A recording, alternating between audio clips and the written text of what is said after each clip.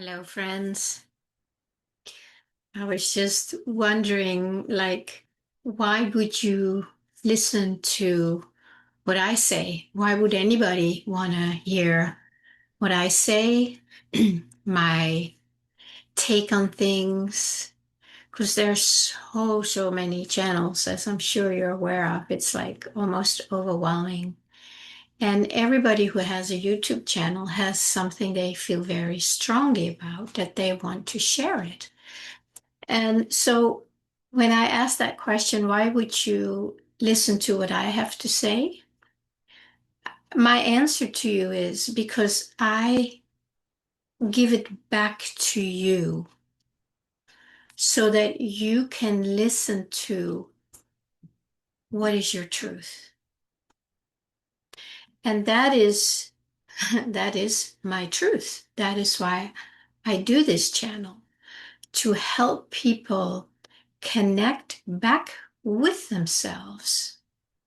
And of course, how to do that. It's not just like, oh, here's some information, check it out. I know because I am a Hakomi therapist and a self-love mentor, which is kind of, in a way, the same things, which is all about helping people how to connect back to themselves. What it takes, what to listen to, because most people only know how to listen to the mind, and nobody has ever shown them or guided them in how to go deeper than that, how to let go of the mind and then find out what is here when you're not putting your authority to your mind. And that is what most people still do. I see it all the time. It's really, really a challenge for most people to go in and start listening to a whole new language. And that is really what it is. It is the soul language. It is something we experience in the body. And we're not trying to bypass the body. We're not trying to ascend and get above it, although at some point that will most likely happen on its own because we are not attached to it and knotted up in there, because there is still something in there that we are holding on to that we can't just let go of with the mind.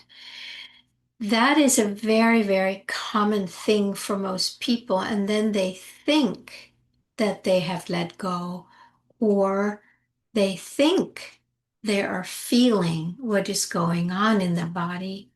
And that is not the case. So there is a transition point to move from listening to this one.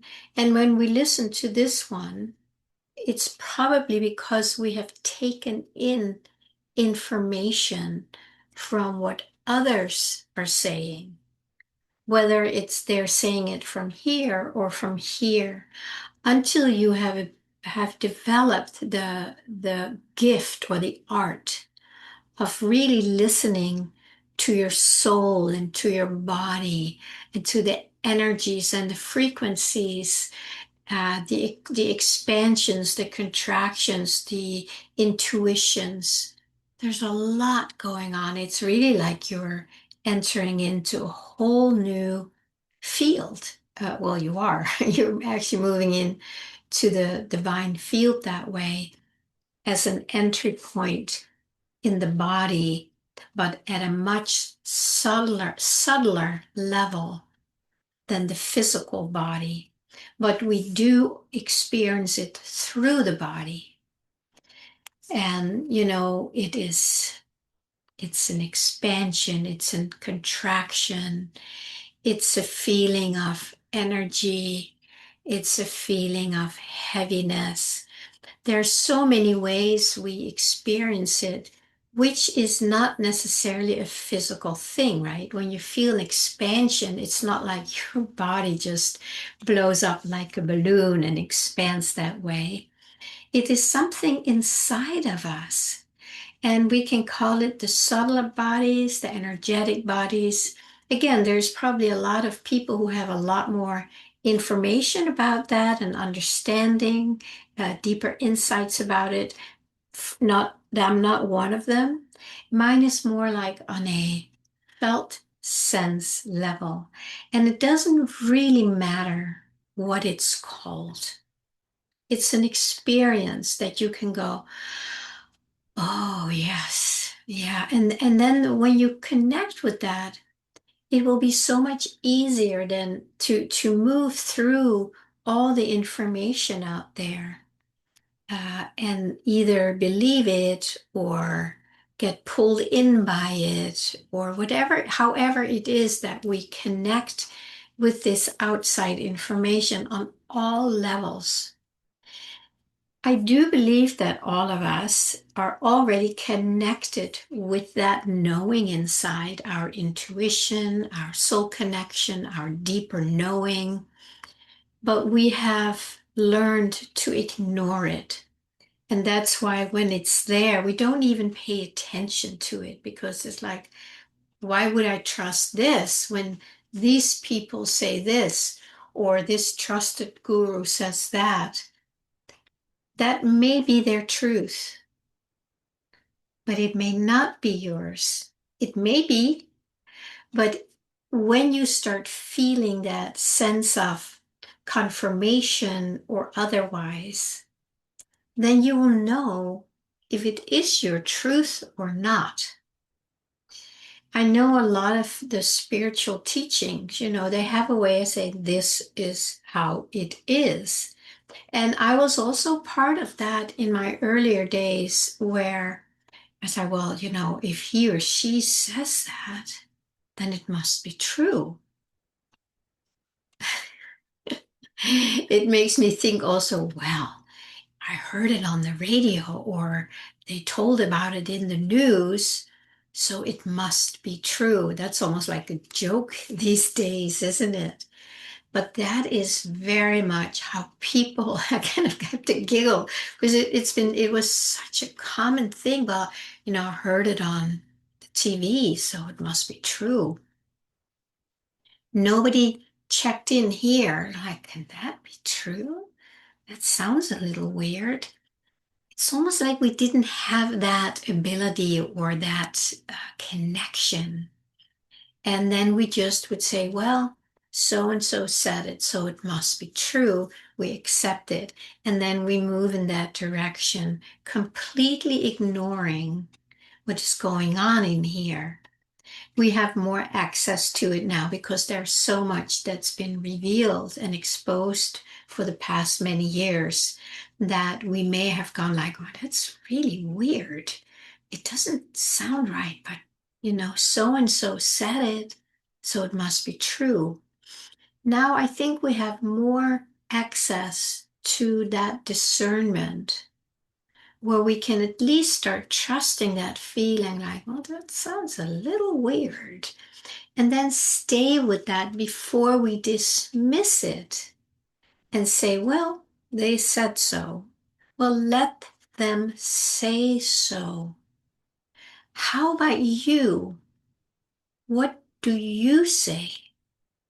What do you say when you feel into this thing that says, that doesn't feel right?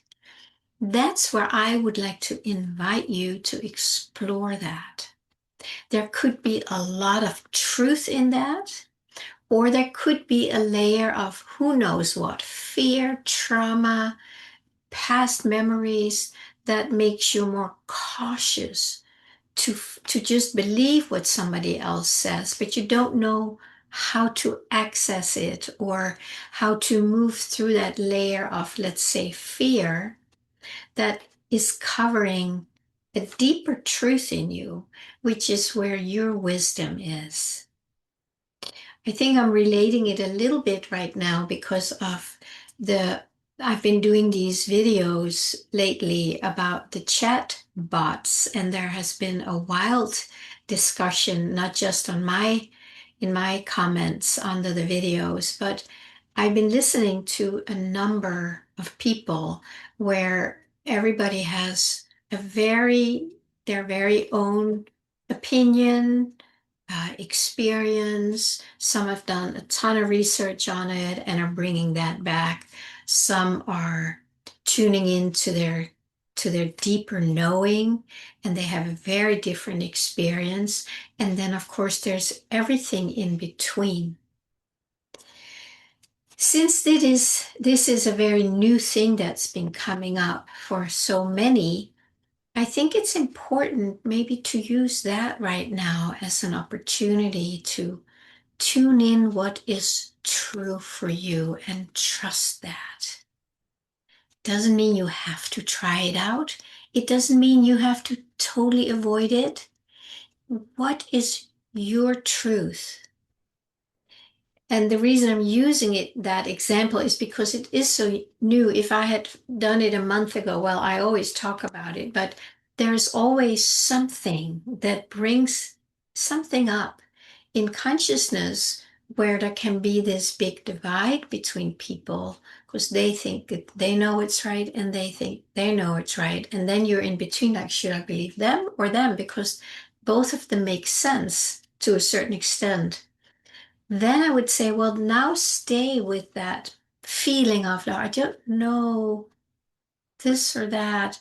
See if we can just stay with that first indication of something that feels like a yes or a no, or what I often talk about, I don't know. That's also often overlooked when we are in a place where we just don't know yet. And I put yet behind it. I don't know yet. Is it possible to stay in that space where you really don't know something and just stay with that? It's like a gestation point where we can hang out and wait till something is getting born out of that in the form of knowing or sensing or feeling something from a much deeper place. I always use the ABCs of body language, of the felt sense of yes and the felt sense of no, and then very much also the space in between where you don't know yet. That's kind of the ground. If you can use that as the building blocks to start out to listen to your own knowing and get to know that language just from the very basics. It's like you go to a new country, you learn to say yes and no, and then you also learn to wait until till you know more, maybe till you have a deeper understanding. I have written a lot of blog posts about it in the past, and I have also um, uploaded a lot of video on that. And if you want to go back and listen to some of them, do so. If you need that support, if you need to learn how to do that.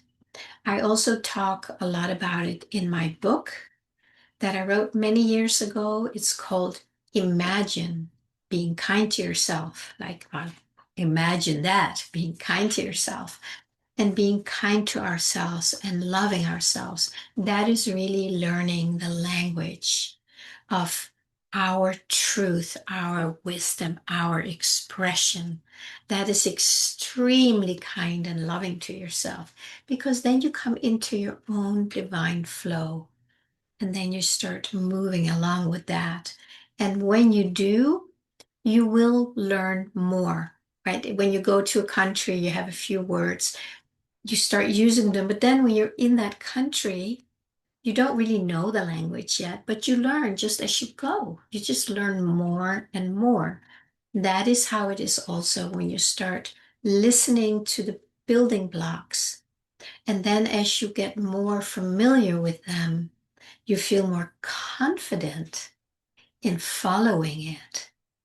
So that's my offering today, to really learn to listen to yourself and learn the language so you can start speaking it more and more fluently.